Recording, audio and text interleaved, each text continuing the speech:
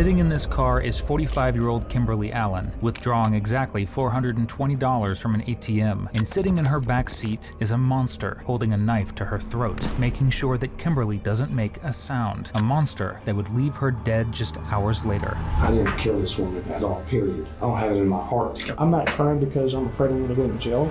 Because this is Eric Ellis, the very person that had been in Kimberly's back seat. Days earlier, Eric had mysteriously begun living in her home, pretending to be nothing more than a friend. And right now, he is the only one that can help detectives figure out what exactly happened inside that home.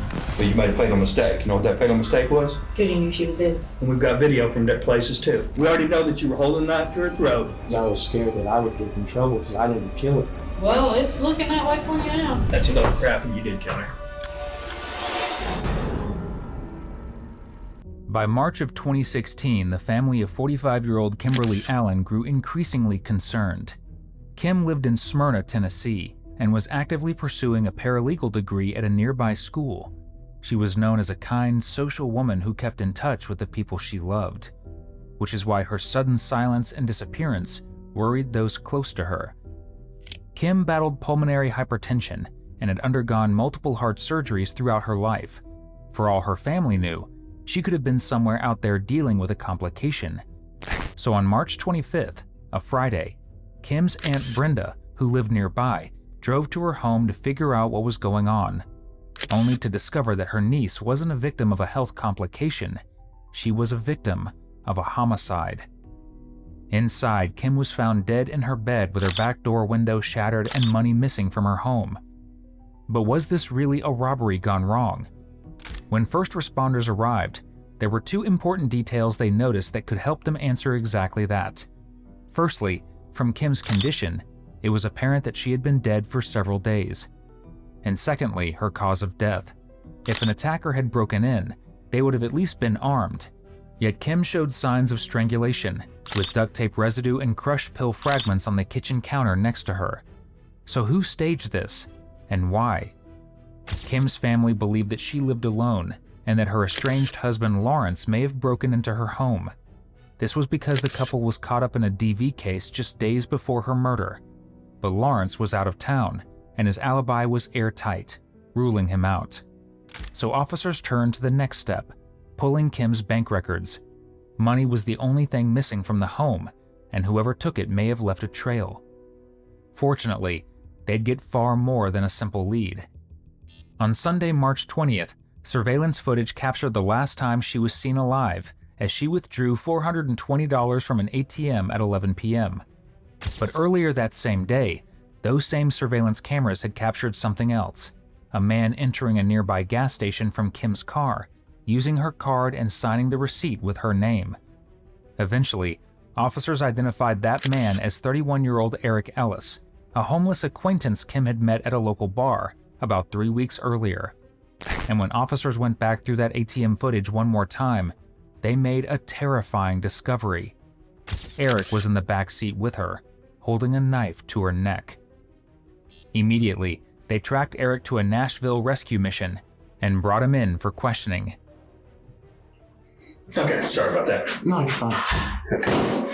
I'll tell you right now, you're not in custody, okay? But since we did bring you down here, okay, and we gave you a ride down here, we do have to advise you what your rights are, okay?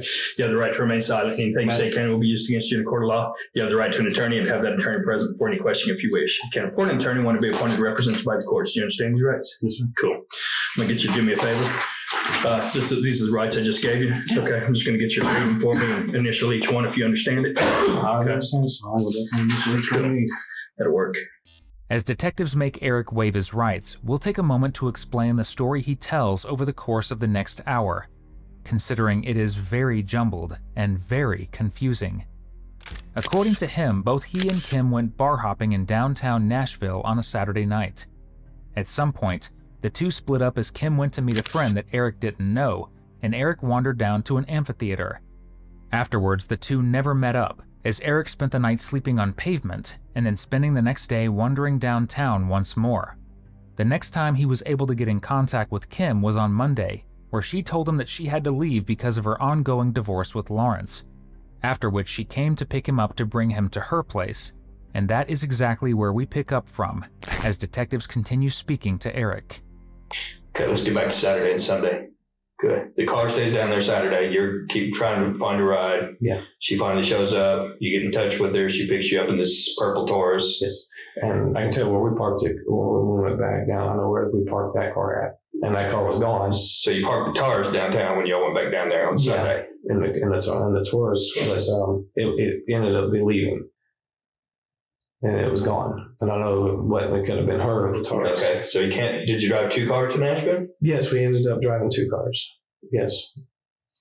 Well, first night we drove that one, the Taurus is when we took back to Nashville.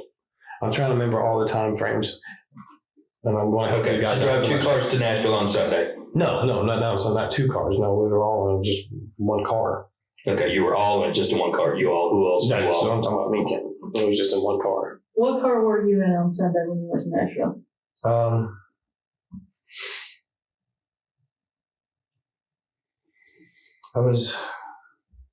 I was in her car at one point on Sunday in Nashville.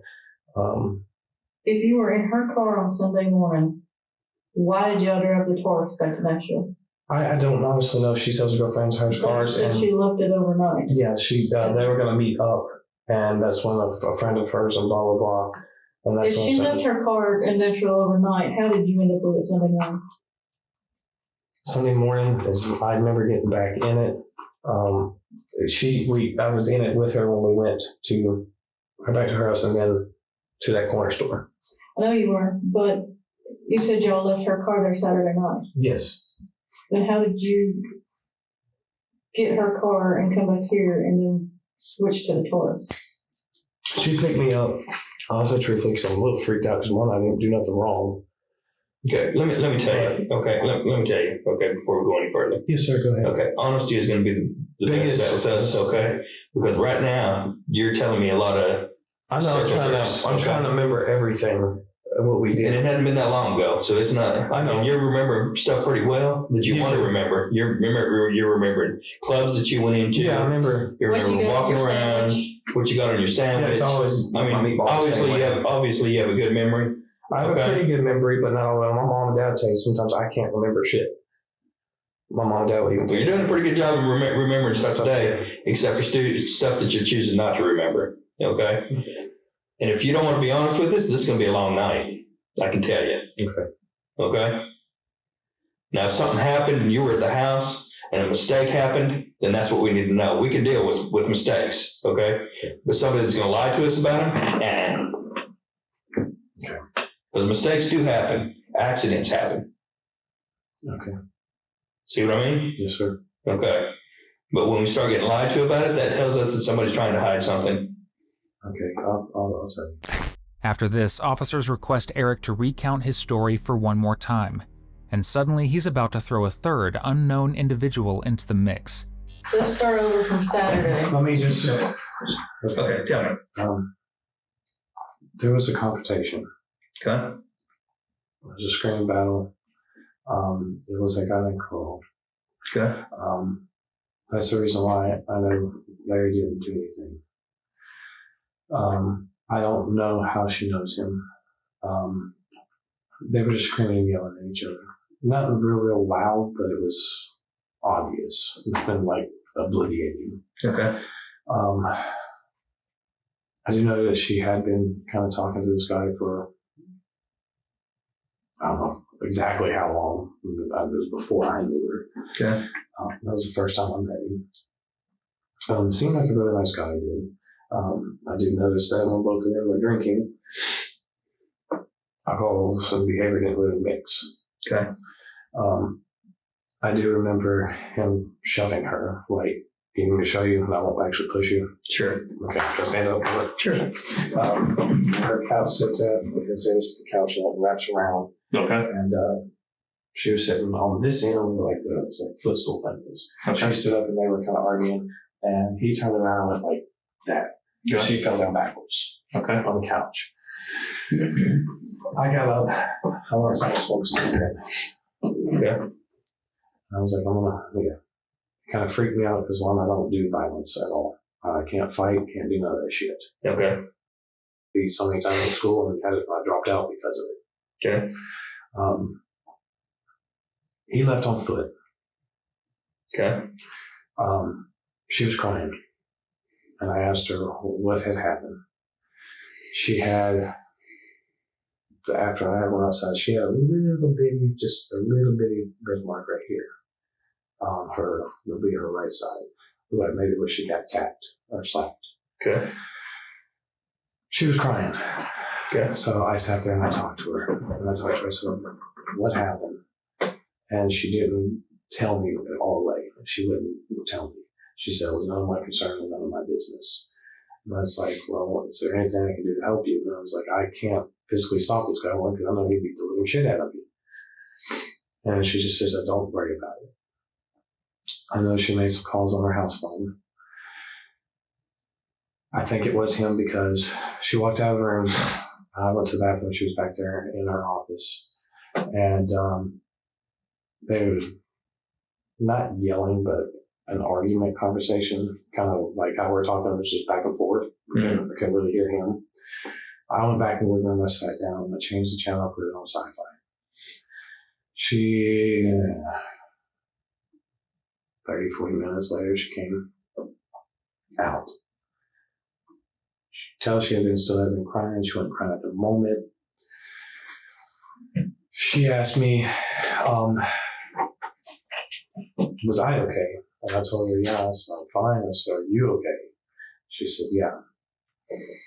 Later on in the evening, the guy did come back over. Okay. There was drinking involved. He had brought over a case of Bud Light, offered me to drink with him. I did. Everything was kind of calm then. You can tell there was still some tension in the air, whatever made that argument happen. They got to drinking. I got to drinking. We were watching TV. Then them two, they got up. They went into the bedroom. Then they came back out later on. So I figured they were in there. Something. Sat back down. He had, and then it was like a little Carter bag, had some bottles of liquor in there. One that Kim liked, those half pints of Jaeger. And there was about a half of a fifth of Jack Daniel's honey. I had a couple of shots of those. She demolished that bottle. Her cell, not his cell phone, not her cell phone, his cell phone went off. He was looking at something. Anyways, it started back up again, the argument. Don't know what it was over, honestly, truthfully. Don't know.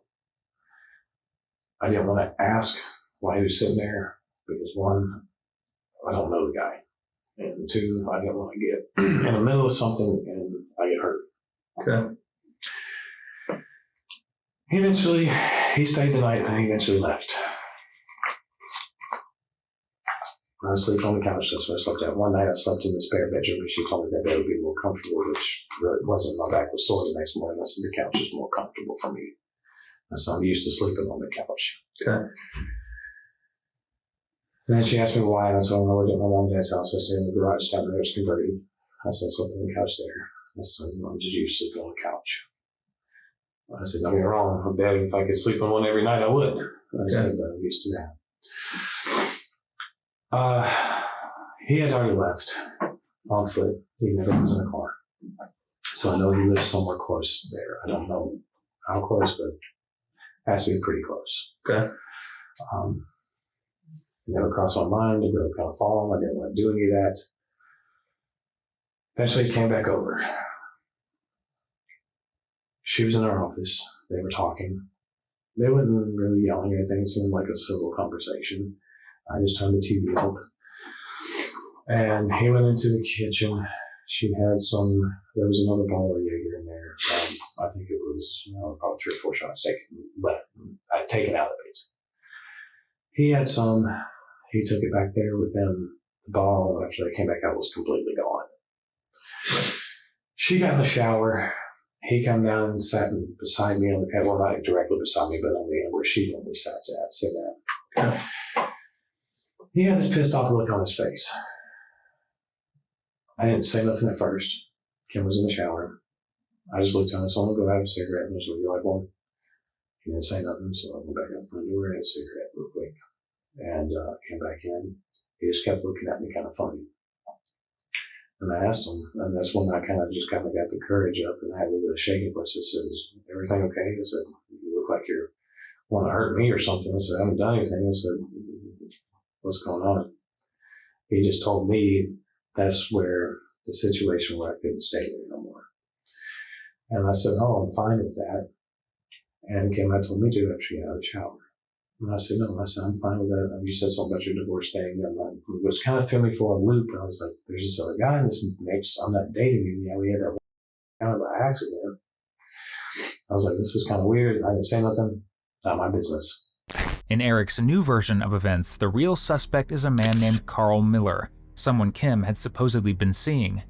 According to Eric, Carl was aggressive, violent, shoved Kim during an argument, had a temper that got worse when he drank, and told Eric to keep his mouth shut about everything he'd witnessed. But there is one small problem. Carl Miller doesn't even exist at all. This genius has just invented a person from thin air to explain away Kim's murder and disappearance. But as detailed as Eric gets describing Carl's behavior, he gets real vague on one question. When was the last time he for certain saw Kim? And if you love watching killers like Eric realize they're not winning an Oscar anytime soon, subscribe. That's literally all we do here. Once you got down to Nashville, what happened then? What happened then was we left. That's when we did. We all kind of walked around. That he was with us. Okay. The reason why I didn't tell you all of this because he made a remark to me that freaked me. I don't lie. He just told me what I've heard about them arguing. Don't open exact words. This ain't your problem. When was that?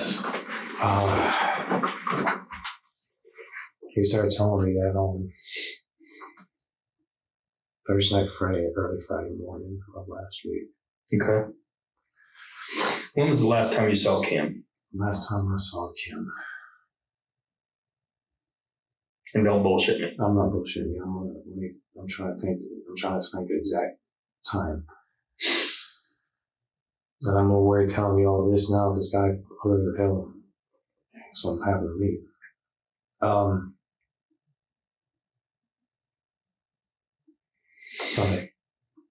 Sunday, Monday morning, yes. Was the last time you saw Kim? Yes. Okay.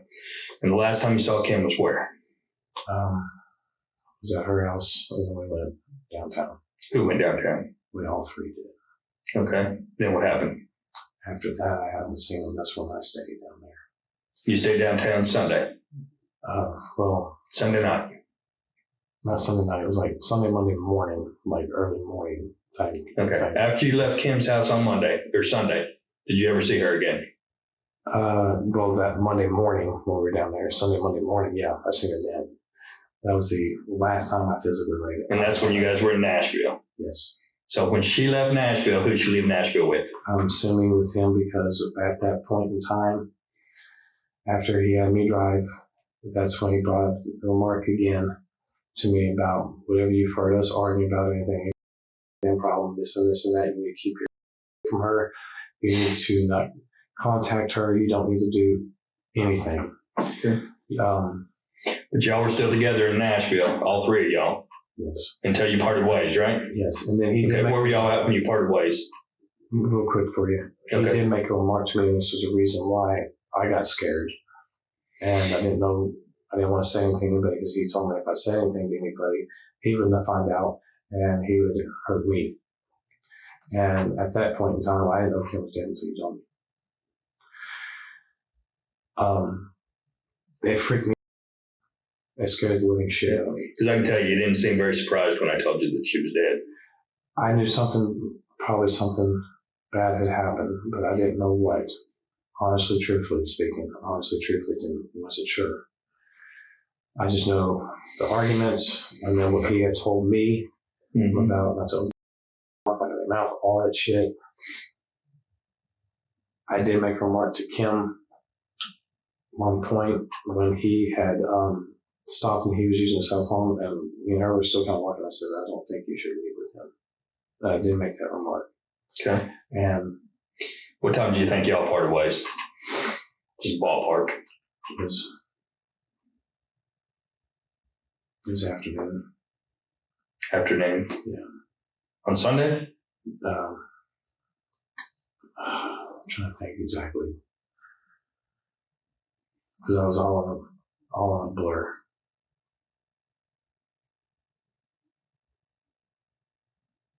Monday morning, well, I was saying Monday it was, because it was early, because it rolled over until the next day. I don't remember. Okay, so you didn't stay in Nashville on Monday? Monday night, Tuesday night is when I was on the streets. Wednesday, I got my paperwork shows where I went to the mission. Okay. If you'd like to see that, I would. Let me ask you, have you taken any taxis from her house? Yeah, I had before. Yeah. When was the last one you took? And I may already know the answer to that, so you think about it real hard. Yeah, it was not too long ago. I don't remember exactly what day. Like this week? Yeah, it was this week. Yeah. Do you remember what day that was?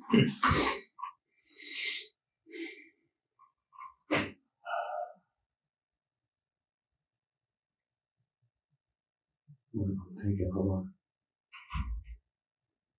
I can't remember exactly what day. How'd you call the taxi? She had given me her cell phone to hold on to. Okay. Is that her phone here? No, that's mine. That's your Oh yeah, that's mine. She had one of these iPhones. Okay. She gave me her phone. She gave you her phone to hang on to? Yes. Okay. So what'd you do with her phone? After I got rid of it because I didn't know what the hell was going on. And I was scared and I was freaking out because I couldn't find her. I remember what he was telling me, and I freaked the hell out and I was scared. I did want to go to somebody and talk to him, but I was afraid if he found out, I would be in a situation, whatever they were going through. So I freaked the hell out and was just really paranoid and scared. Where'd you get the phone I threw it away in the trash can. Where? Downtown. Okay. I'm going to ask you this one time. Yes, I go ahead. And I want you to be perfectly honest with me. When you saw her Monday, before you left there, was she alive? Don't lie to me either. I know she was drugged up. I do know that. How was she drugged up? He was crushing some type of pills. I seen a residue on a counter. And I watched him snort a line of it. They were kind of pinkish looking color pills. Okay. I think they may have been her because she was on. Okay. And I seen her take those before. I watched him put the powder in a cup. And I watched him take a couple of drinks out of it. Okay. And then I watched him put Diet Dr. Pepper on top of it. Okay. After he put the Diet Dr. Pepper on top of it, I knew that she was in the bedroom. She was drugged up because he had told me that she had taken a couple of. This was before I had seen him doing that when I first came in. Okay. After that, I did watch him go to the bedroom, and I don't know what happened from there. I know that she was drugged up. That is exactly how Kim died, but it wasn't Carl who drugged her. It was Eric. When officers began recreating Kim's murder, they realized that after being given crushed medication mixed into the Diet Dr. Pepper to mask the taste, she'd been bound and suffocated. And by now, with detectives being done with Eric's lies, they finally decide to bring up the best piece of evidence they have, the CCTV footage. Did you talk to her before you left? Yeah, the last time you saw her? Yeah, I tried to, but she was kind of out of it. So she wouldn't say anything to you, didn't say anything to you, but she let you use her phone. She hang on to her phone. I had her phone the previous day before that. She told me to hold on to it. Because just in case if I needed to get in touch with my family about going to work.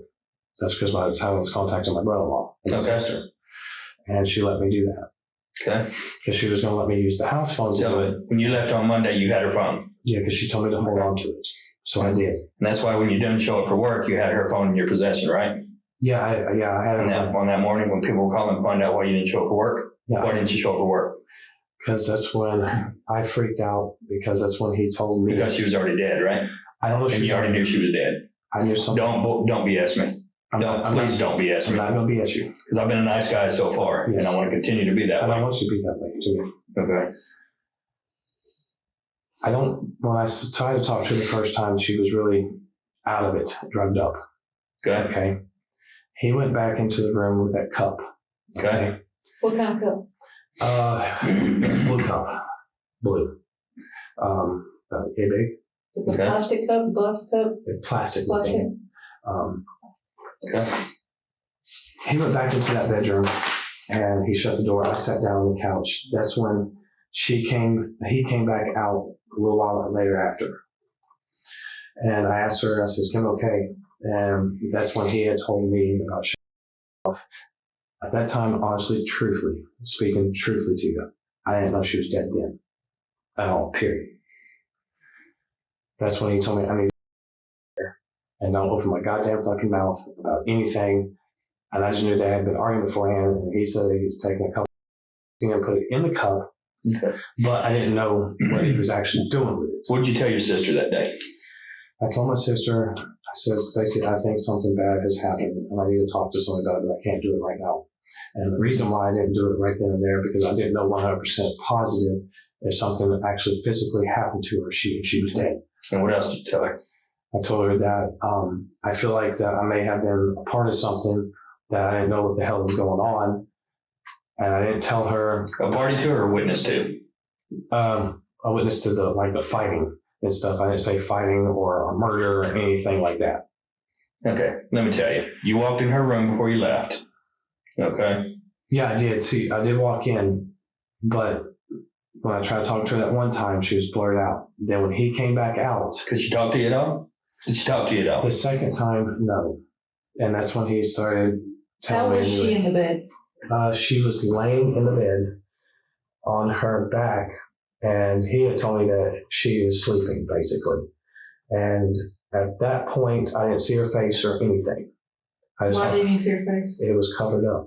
With what? It was her bed cover. I hollered out to her. I said, "Kim," I was like, he's telling me I got to go, and that's when he started screaming. He told me to go again. She didn't answer, so I figured she was knocked out, asleep. I didn't know she was dead, honestly, truthfully. You will not see no prints on me or anything on her. I did not know that she was dead at that point at all, period. I got scared. I called the taxi. I asked him if I could sit outside. How'd you call the taxi? I turned her phone on and I called because that was the only way. I called the taxi and I left because he told me to get there. Don't open my goddamn mouth about anything. And I figured it was just because of the argument. Whose picture are we going to see at the ATM at 9 that night? On which night? Sunday night. Sunday night? Mm-hmm. Okay, I'll be honest with you. The guy, and you told me to be honest with you, so I'll be straight honest with you. Okay. Sunday night, she went to the ATM and got the cash out. For what? I don't know. Where did cash go? I don't know. She got it out. I think it was like $420 or something like that. Said she was pulling out of her account. Okay. And I said, okay. He was still at the house. It was just me and her that had went because she asked me if I wanted to ride. I said, yeah, all right. I knew she was nervous and she was freaking out about something. And that was when there had been some arguing and stuff beforehand. Mm-hmm. So I rode. She went to the ATM, where the Shell station sits at, right there on South Valley Street. Mm-hmm. You got the donut place and that bank that sits right over there. Okay. She went to that ATM. Keep in mind that during her visit to the ATM, Eric was in the back seat, holding a knife to her neck and forcing her to withdraw every single dollar she had. Okay. We've talked to a lot of people today. Okay. A lot of people that pay attention to what goes on over at that house. Yeah. Okay. And guess who's the only person that they've seen at that house? Well, I know they've seen me. Mm-hmm. Yeah. And the only person they've seen leave that house since this happened is you. Yeah, I left there, but I didn't know she was dead. I haven't been back. Oh, honestly. When did you find out she was dead? Well, I found out when you told me. I knew that she was incoherent when I first tried to talk to her. And the second time, like I said, I hollered at her and told her I had to go. I left. So why did you not call the police? Because he told me that if I talked to anybody, honestly, truthfully, and I freaked the hell out because I get scared. How old are you? I'll be 32, dude. I'm a wimp from hell. My family will tell you that shit. I'm a wimp from hell. I got picked on in school. But you have a friend that's been letting you stay at her house. Okay? You've been sleeping with her. Only Okay. that time. I don't care how many times you've been sleeping with her. You've been sleeping with her. Okay? You've been sleeping on her couch. Been in the whole 9 yards for who knows how long, right? Okay? All of a sudden, this other guy pops into the scene that you're talking about, this Carl that you don't really know. You've only seen once, but he's been over at the house numerous times. Because when we first started this out, you saw Carl once. That was you've only seen him once, and that was this I weekend. know, I did. Okay. Then now he's been over to the house almost every day. I didn't want to be honest because I was scared because what he had told me. What color Honestly, is true. Carl? He's white. What color hair has he got? He's got black hair. It's really, really short, not like shaved, but kind of like stubby, but it is black. He has brown eyes. Really, really kind of a bushier mustache, and his goatee is, his mustache comes down and his goatee is a little bit short. Do you have any tattoos? Yes, he does have tattoos. They're What's he all got? black. Where? They're all black ink. One on this arm that goes down, looks like a 3-headed dragon. No color in it, it's all solid black. Up on his shoulder, looked like some homemade tattoo work. Kind of faded out. One of them kind of looked like a, maybe like a motorcycle symbol, like a Harley Davidson symbol almost. Did you ever see him on a motorcycle? No. I do know he has talked about before he used to ride. I do know that. And I do know on his left arm over here, he had,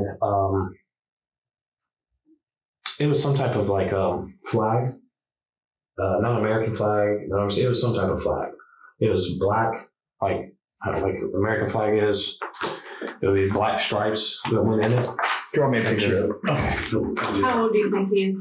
Oh, I would say between 40 and 41, between that age range. If there's one thing that we've learned from this conversation, it's that Eric's got one hell of a creative mind.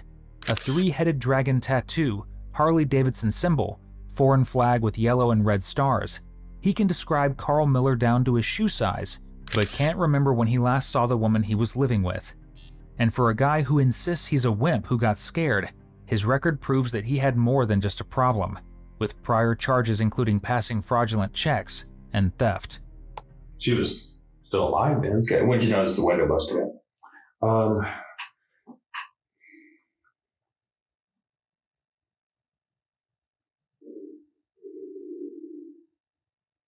trying to think what day it was.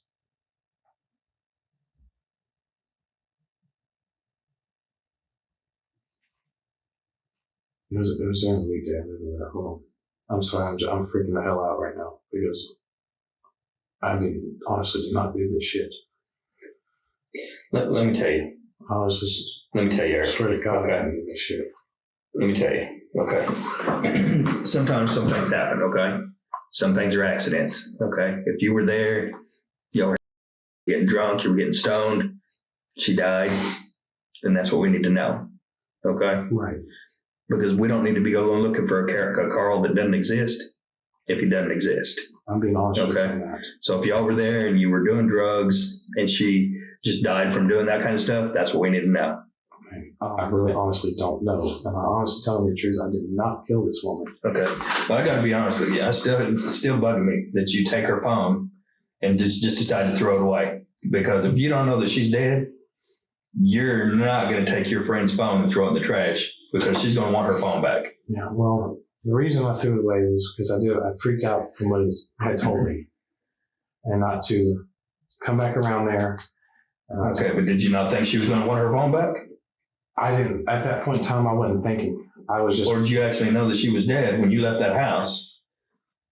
And in lieu of somebody trying to track that phone back to you, you wanted to get rid of that phone. I had a feeling when I hollered at it the second time something was severely wrong. And I So was you didn't go freaking back out. there and go back in that house at all? No, honestly, truthfully, You no. haven't When y'all went over to the bank, who got out and got the money out? She was a drive-through. She drove up to it. So she was driving? Yeah. Okay. So it was one of the drive-up tellers? Yeah, that one, like I said, where the show is, you get the donut thing, and there's that bank right there. Okay. She wasn't drunk, so she could blow on the machine and Yes, she whatever. drove. She drove. Because I thought she'd been drinking that day. When we got when we got back, she drank a little bit that morning, and I guess she had sobered up a little bit. And then that's when more drinking happened that evening after we got back and after they went into the bedroom. When you went to the bank, was it light or dark outside still? It was dark. It was dark. Okay. Yes, About what time was it, do you think? Oh, shit.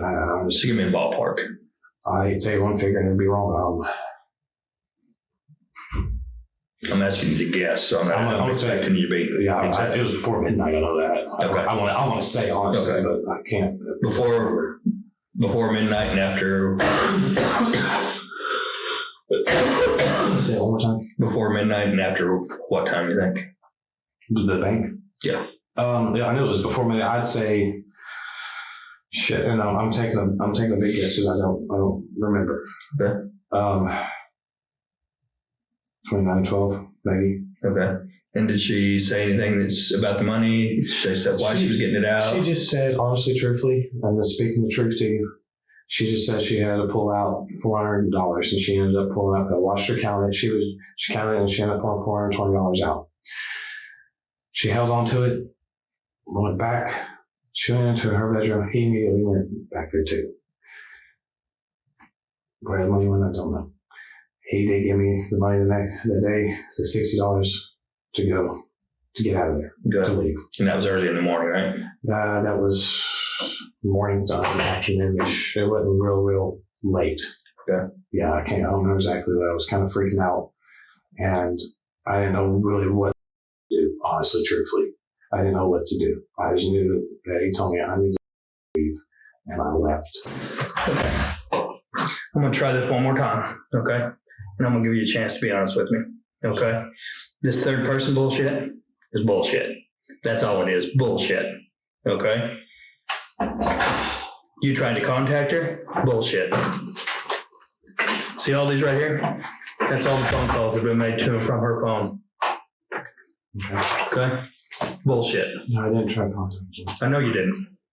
Because you knew she was dead. And we've got video from their places too. Okay? We're not the only ones working on this. We got people working. Every time you tell us something, we got people checking. Okay? So you've been blowing smoke up. Been doing. Okay? There is no third person. Okay? There is no Carl. What happened? There was a guy named Carl. That's honest truth. Okay? There is no Carl Miller. There is no Carl Miller in Smyrna or Rutherford County, period. I don't know.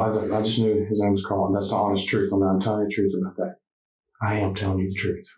I'm happy. Yes, sir, I am. Okay. And like I told you a while ago, I said we talked to a lot of people. We talked to everybody in that neighborhood. Yes, that's fine. Okay.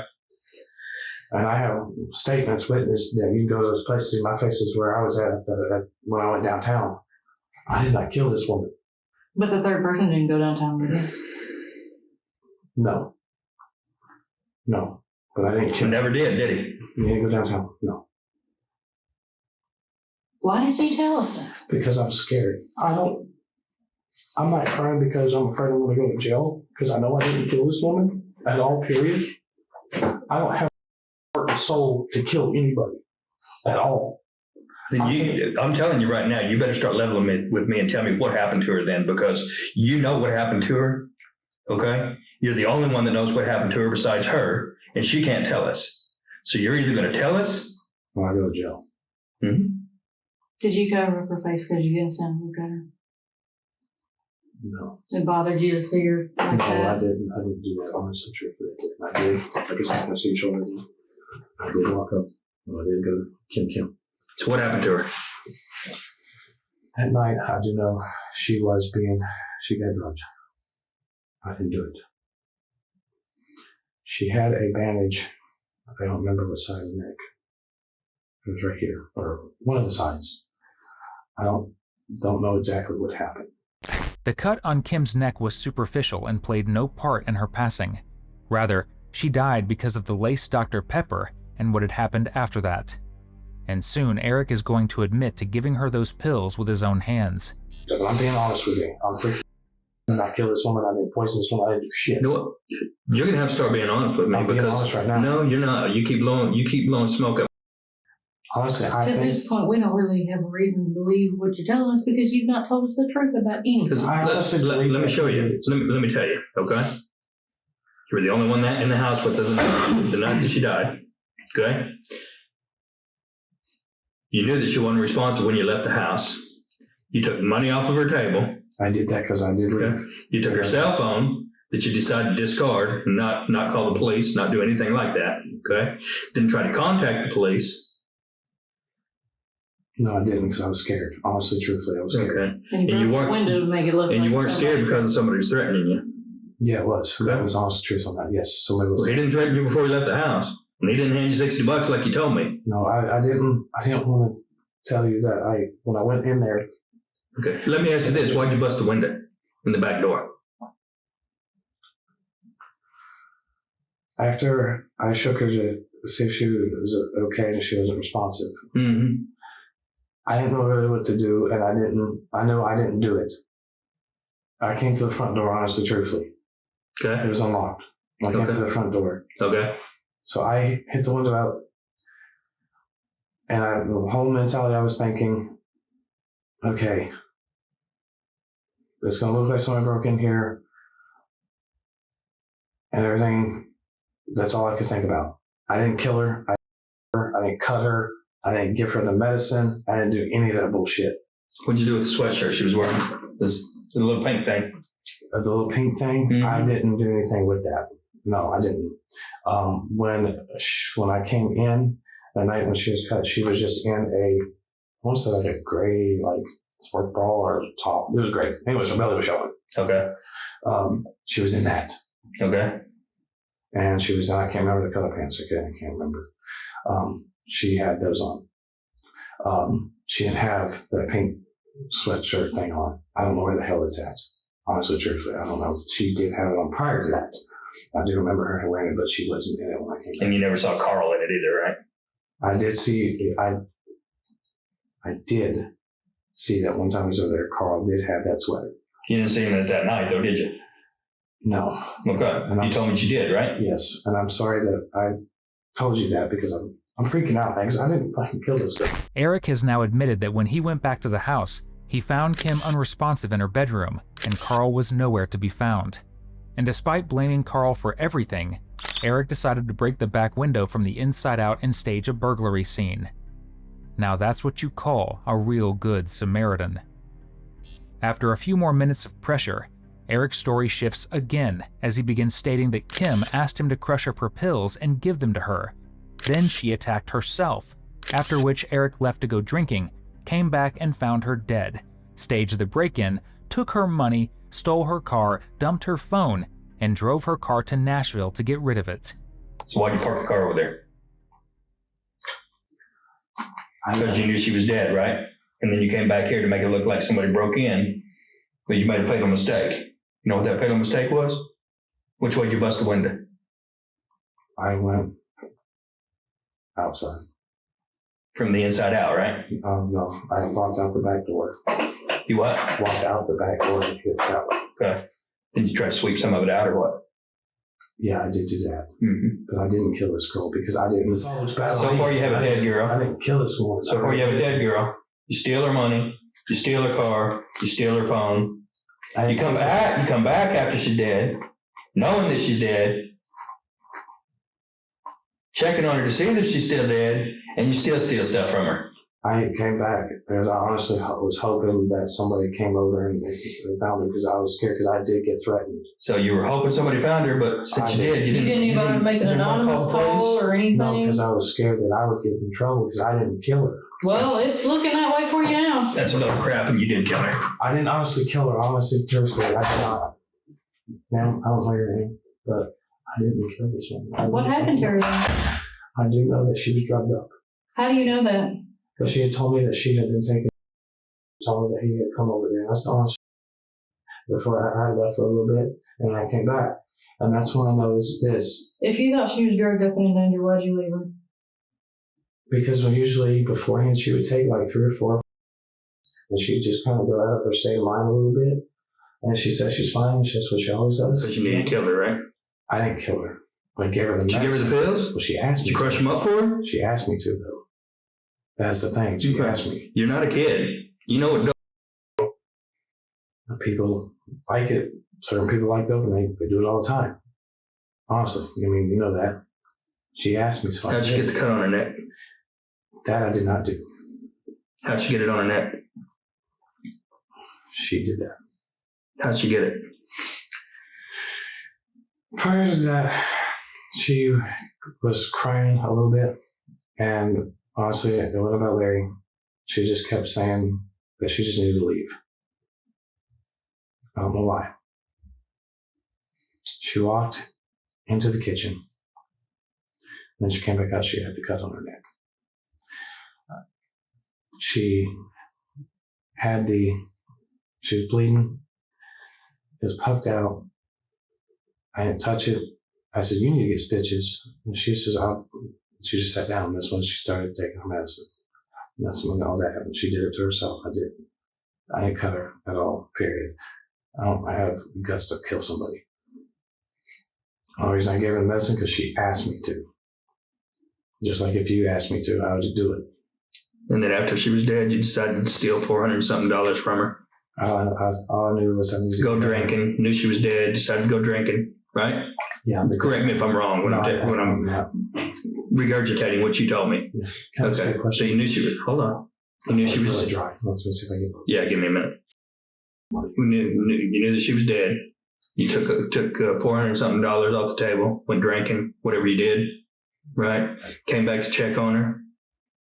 Busted out the window yourself to make it look like somebody broke into the place. Right. Yes, sir. Okay.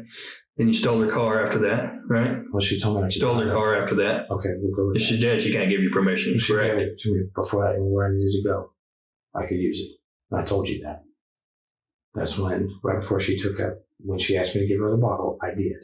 I gave it to her.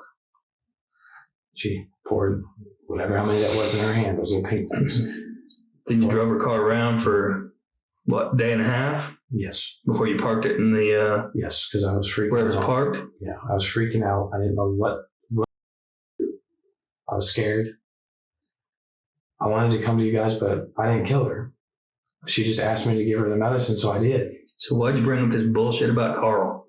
There was a guy named Carl, not in the picture on this. She just told me about a guy once. So he was nowhere around even close to this time frame? Because I was freaking out because it's just you and her in the house? Yes. Has been for a while, right? Yeah, well, no, there was a friend of hers that came over one time when we went to a bar. Okay. That was a few weeks ago. Yeah. But Carl wasn't even in the picture the week before, right? Like you told me several times. No. We talked about him. And the only reason I told you that was, I know I didn't kill her. I just did what she asked me to give her the medicine. After I gave her the medicine, she kept telling me, she pours in her hand herself, and then she asked me to do it. And I was like, okay, you're asking me to do this, so, okay. Just like if you asked me or she asked me or Blowjo asked me, I'll do it. So if she asked you to take a knife, or do that too? No, I can't do that. But you'd crush up a bunch of pills and give them to her. She said she's done it before. She said she used to do them before like that. So I took her word for it, honestly. Obviously she hasn't, right? Eric is still trying to sell the idea that Kim did all of this to herself, that he just innocently decided to crush the pills, hand her the bottle, and live with her for 3 days. Since he decides that's the hill he'll die on, detectives have cooked up a scheme. At the moment, they don't have any DNA results back, but a detective is about to walk in to make Eric believe otherwise. Come on, be honest with me now. Yeah, thank you. No? Hey, it's a match. Is it? Yeah. And clearly, it's about to work. Okay, you want to try this again? She asked me when we went up to the bank. I don't know why she was in there. She asked me, but she had been telling me that she was tired and she was ready to go. I don't know what that meant. I didn't cut her. She asked me to hold it, and I did. She asked you to hold what? She gave me a knife. I didn't cut She it. tell you to hold it up to her neck? I didn't hold it to her neck. I just kind of held it like this, and I was shaking. Well, you were at the bank, right? The whole time we were driving. The whole time you were driving? Right when we got on South Valley, I was freaking. Let me tell you something, okay? Right now, you're blowing buku smoke up, okay? We already know that you were holding a knife to her throat. You made her get the money out. Okay? Now, if you want to keep the story up, we can play all night long. Right. But we all know what happened, don't we? Right. You made her get that money out of the bank, didn't you? Honestly, I didn't make her get it out of the bank. No. Honestly, I did not. So why were you holding a knife to her? And don't say she asked you to, because that's a load of crap. She did not ask you to sit in the passenger side of a vehicle, just like this, hold a knife to her throat, and to get money out of the bank. She did not ask you to do that, did she? No. So you did that all on your own, right? She gave me the knife, okay? She gave me the knife. I held it. I didn't know exactly what the hell I was going to do with it. She gave me the knife. She brought it. She didn't give it to me until we got on South Valley Street. And you held it to her throat, right? And you held it to her neck, right? I held it up. And I asked her, what do you want me to do with this? She told me, she goes, well, I'm going to the bank. She says, basically she told me she was time for her. She's ready to go. I didn't know what that meant, so I was sitting holding it. Bull. You were holding the knife to her throat, right? And you accidentally nicked her neck, right? No, when I told her I wouldn't, this was before we got there to the bank. I told her I was not at all. I did not. She told me that she was ready to go. You still holding that knife to her throat at the bank? Yes, I was holding it. You are, right? And right before we got to the bank, I told her but you still held it to her neck while you over at the drive-thru, right? I told her I'd hold it. Because at that point, I told her, I said, and how much money did she get out of the bank? She pulled up $420. And what'd she do with the $420? She held on. Handed it to you, right? She handed it to you, right? Stuck in the console. And you got it out of the console, right? And when we got back, she asked me to take it, get the money, and I did. And I took it in. At this point, before you didn't take it in, you didn't put it on the table, you took it out and you put it in your pocket, right? Yes. Why? Because you were robbing her of that money, right? Not robbing her. And she's dead right now because you were trying to cover up that robbery or whatever the case may be. And that's the reason she's dead. That's why you came back to the house after you knew she was dead, stole her car, tried to make it look like somebody broke in, and then parked your car in Nashville, came back, caught a cab, the whole 9 yards, right? So nobody would think you had her car.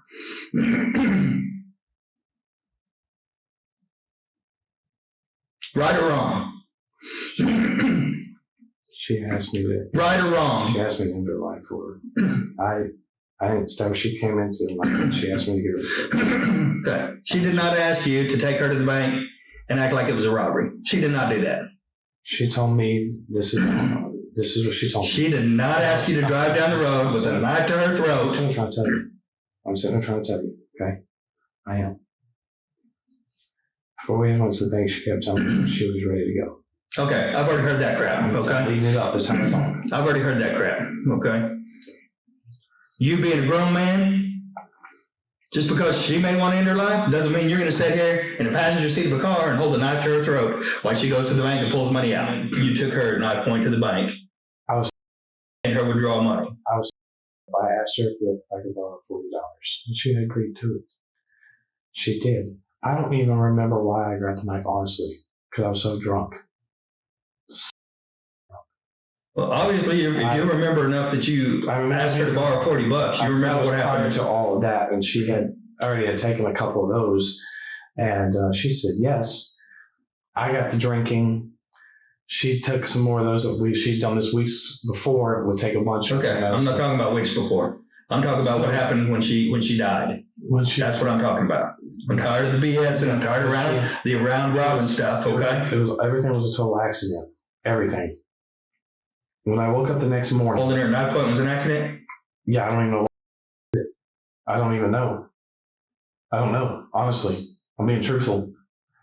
I don't know if I realized what I was doing. Honestly. What did y'all fight about that night?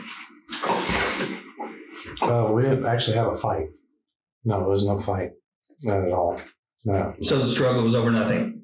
No, the struggle was she started stumbling because she had taken. You don't struggle when somebody stumbles. You try to help them. Yeah, you don't struggle. That's what I called it, a struggle. She kind of stumbled, what I call a struggle. I went to catch her and not thinking, oh my God, I should have threw the son of a bitch down and catched her.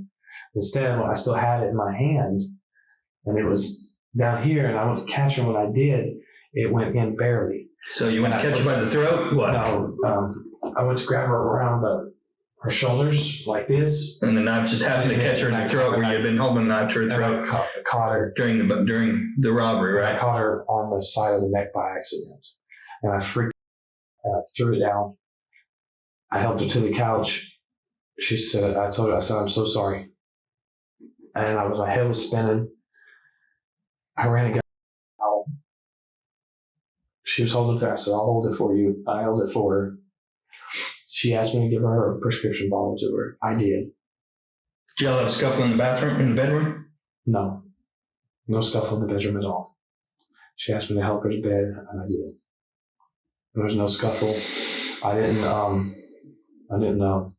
like push her or beat her up or anything. I didn't know. I didn't do any of that shit. I didn't do any of that. Well, I didn't beat her up or anything. I didn't physically punch her. So when did you cover her up? I covered her up, not her head at first. Her body, like she said she wanted to lay down. I covered her, I pulled the blanket over her.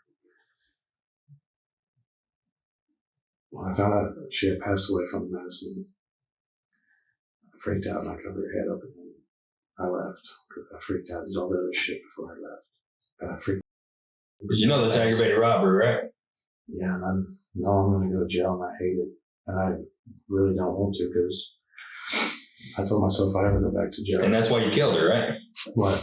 Because of the money. And she got upset about it because you took her to the bank at knife point and made her get that money out of the bank. Oh, no, she wasn't upset then. No. Well, she wasn't, honestly. You're telling me that if I sat beside you in a car, and held a knife to your throat and told you to withdraw money from the bank, you're not going to be upset. No, I was saying about upset. She wasn't screaming or yelling or anything like that. She was upset, wasn't she? She was a little upset. And yeah, because you made her take all of her money out of the bank. I told her 40 and she took 420. Well, and she got the, that's what I'm trying to remember. So you held her at knife point, told her to take 40 out, and she took 420 out. You took $420 from her. Yes. And that was, I should have never done this. All right, give me a minute. Can I ask you a question, sir? What? Everything I just told you was what happened. It was all an accident. I should have never been drinking that night. We should have never been partying. We should have never been doing any of that shit. Okay. I'm really sorry that I did not call beforehand, but I did get scared and I didn't know what to do. So it was my fault and I'm sorry. And, okay. And I don't want to go to jail. I like to see my family every night. Ultimately, Eric Ellis pleaded guilty to first-degree felony murder and was sentenced to life in prison with the possibility of parole. By the time he's eligible, he will be 81 years old. Our thoughts are with Kim's mother, her aunt, and everyone who loved her. We hope you enjoyed today's video. 85% of our viewers aren't subscribed, so if this is the kind of content you come back for, just hit subscribe. It's the single biggest thing you can do to support the channel. If you want to keep watching more, check out one of the most intense cases we've ever covered right here, or catch up on our latest upload right here.